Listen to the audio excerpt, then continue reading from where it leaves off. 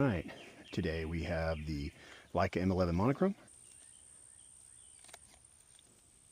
So what's nice about the southeast portion of Texas that we're in, you have so much composition.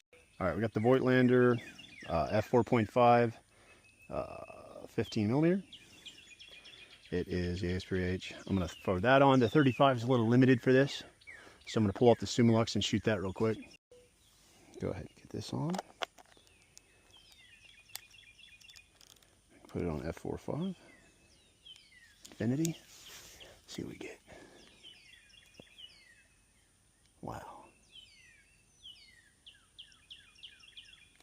Little tiny spitter. Right there. Tiny little guy. I'm trying to get an image of him with the 90. My eyes are just hard to catch it. So I'm going to have to turn y'all off, and then if I get the image, I'll show you. Little gator there, there, there. And I'm waiting for this one who's hunting frogs to do something cool.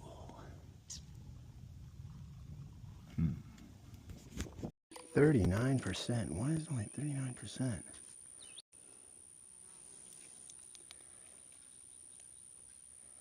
The eyes need to be tack sharp.